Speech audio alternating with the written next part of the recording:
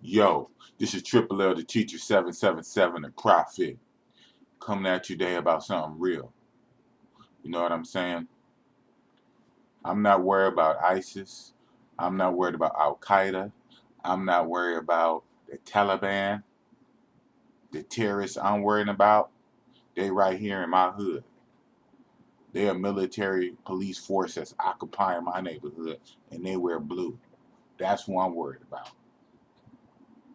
The terrorists in my hood, they the ones who are more likely to kill me than some ISIS, Al Qaeda, 3, 4, 5,000 miles away. Okay, we have our own terrorists right here, and I'm not saying that every person who wears blue is a terrorist. I'm not saying that. I am not saying that. I know people want to take a little sound bite and just run with it. I'm not saying that all men and women who wear blue are terrorists. I am not saying that. But I am saying that you have some terrorists that wear blue. Okay? Maybe they infiltrated like a sleeper cell. Okay? So that's who I'm worried about. That's who I'm concerned about. So yeah, you have terrorism all over the world.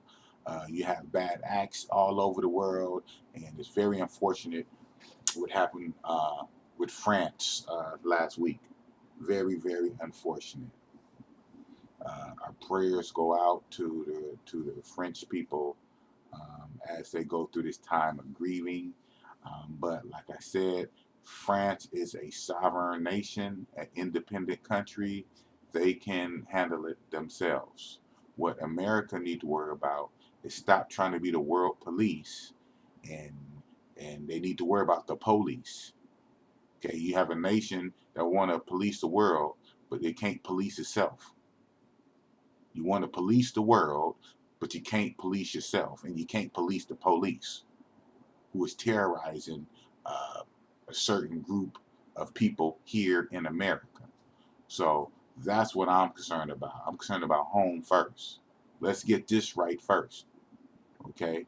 It's all about respect. You know, you got these racist, cowardly, trigger happy cops who's quick to shoot.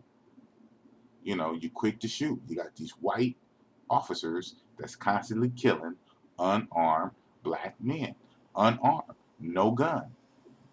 Okay? And where's the escalation of force? Because the first thing that jumps off, you have these white officers pulling a gun. Pulling a gun. Bang, bang, bang. What's the escalation of force? What's up with the pepper spray, with the mace, with the tear gas, with the stun gun, with the taser, with the baton, rubber bullets? There's all kind of escalation of force you move up. But in many cases, these cops, they go straight for their piece and they just start blasting. No escalation of force, executing on the spot. Because they know they can get away with it. And then, that's a big problem. Okay? So there's two problems here. One, you have this criminal or terroristic element within that organization, okay? Again, the whole organization is not a terrorist organization, but you do have terroristic peoples that are inside that organization committing acts. And then when they do these horrendous terroristic acts and commit murder, then the justice system does no justice, lets them go. And so that's actually a bigger problem, believe it or not, because we look to the system for justice to protect us. We look for these individuals to do it too. But understand, I get it. An individual is an individual. Okay, it could just be that person, that person's upbringing, their mindset. It could just be that person or those people. It can be. But no, it's not that person or those people when the whole system backs them up. Then you go, oh, so I see what we're doing here. See?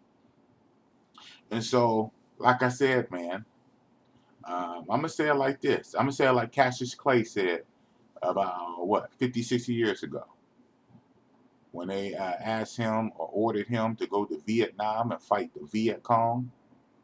And he said, No Viet Cong never called me a nigga. So why I'm gonna go over there and fight him? Then they got mad, took his title. But you know, I'll repackage that and I say that in 2015 rather, 2015, that I'm not worried about ISIS or Al Qaeda or Al Qaeda. I'm not worried about them. The ISIS, the Taliban, the Al Qaeda I'm worried about, they wear blue and they ride around in my neighborhood and they armed to the teeth. That's who I'm worried about. Because they're far more likely to kill me because of my skin color than somebody in a cave 5,000 miles away. And this is just real talk. Because y'all not used to nobody talking real. Y'all used to people shucking and jiving and cooning and all this whole kind of stuff. You got to have a real, you're going to have a discussion. Let's have a real discussion then. Let's get to the real deal. Let's get to the nitty gritty. Let's get to the institutionalized racism. This stuff is built in, man. So everybody else, it's not my fault that most men and women, a lot of people are just so scared and just effeminized and beat down and programmed by the system to be just gullible and passive and just let the system do whatever they want. We are American citizens. We have to stand up for what's right. If you don't stand up for what's right, you're going to get knocked down. It just makes no sense. It makes no sense to bow down to this. First of all, because we have rights. We have God-given rights. We're supposed to have dignity. And second of all, say if you do just want to punk out, you know what I'm saying? That still don't save you. Because these killer cops will kill you when you're on your knees. When you're on your knees, hands up, don't shoot. These killer cops will kill you when you laying flat down prone. Eric Garner, he was choked to death. He was killed. He was laying flat on the sidewalk. They had him down flat. So he was already laying flat and they killed him anyway. Michael Brown, on his knees, hands up, killed him anyway.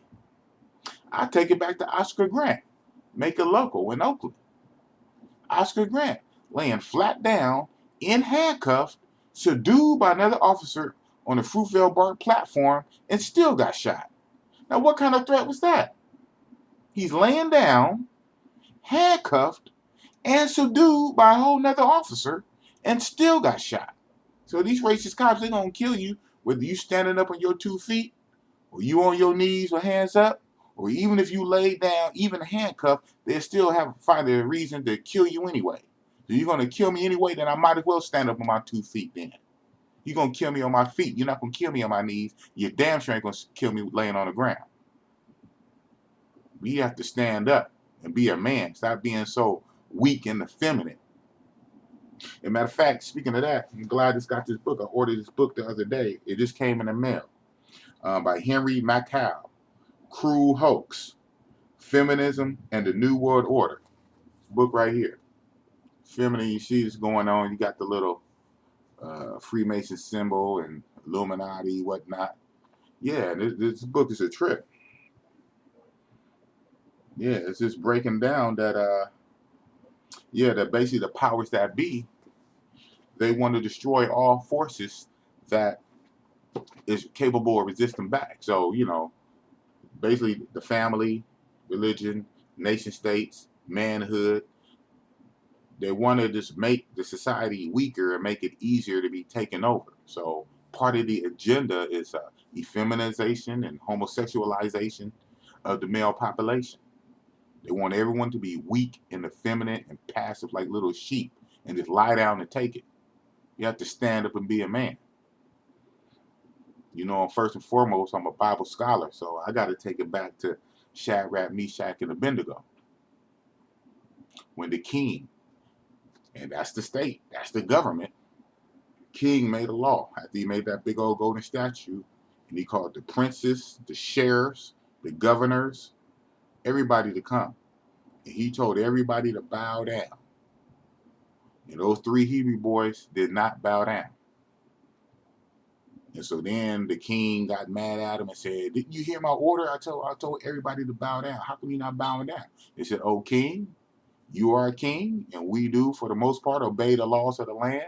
But there's certain places we just won't go. That's our liberty of conscience. That's a religious liberty. We are not going to bow down to your idol. We have a God that can save us. And here's the one. Even if he don't save us, even if he don't save us, we still ain't going to bow down. And most of y'all who know the story, King got upset, had him thrown in the fire. The men who threw him in the fire, they died. The people who threw them in the fire died. These 3 Hebrew boys in the fire, nothing happened. They came out, didn't even smell like smoke. God knows how to preserve his people. But then again, even in a situation, if one must lay down their life, then it's not about how you live, it's about how you die. It's what you stand for. And I have dignity, I have justice, I care about my life, and I care about the life of others. I care about my son, care about my nephew, my brother, my friends. I care about other black people I ain't even met yet. They still my brothers and sisters. So I am Trayvon Martin. I am Michael Brown. I am Eric Garner. And I am Oscar Grant. I am Emmett Till. I am Malcolm X. And I am Dr. Martin Luther King. I am any black man that was killed by the police or any racist faction. That's not right. We all in this together. So it don't matter if it happened to me directly, indirectly it happened to me, because in a very real way, it can happen to me. Anytime I go out my house and I go to work, I go to the store, come in contact with police, if something goes sideways, guess what? A cop can just kill me and then say some magical words. Oh, I thought he had a gun. I thought he had a gun. I was scared for my life. Boom, I'm dead. He go back to work. Nothing gonna happen. Even if it's on video. Even if it's on video and people can see. So what? Another black person dead. So as long as that's true, you're right. I take issue with that. I take issue that a black person's life in America, especially a black man's life in America, don't mean nothing. A white, racist, trigger-happy, cowardly cop can kill a black man and get off scot-free. Just say a couple of magic words. Oh, I feared for my life. I thought he had a gun. Ain't about something? You thought he had a gun. I thought I saw a putty cat. What are you, Tweety Bird? You thought you see things? That is a definition of insanity. When you hear voices that's not there, when you see things that's not there, that's called insane. So I guess many of these officers are insane. They are insane. They see things that's not there. They see imaginary guns and imaginary knives. All of a sudden, they see all these weapons. Oh, I guess I didn't. It appeared to be. Nah, man. Mm-mm. So I know a lot of my words I'm saying is pretty harsh, but what's been happening is harsh. And me talking is not killing nobody. So even as harsh as you say my words are, it's a lot less harsher than people dying. So maybe if people will listen, soak it in and listen, then nobody else have to die needlessly. But anyways, this is Triple L, the teacher and prophet, signing out from Oakland. Peace. Boo!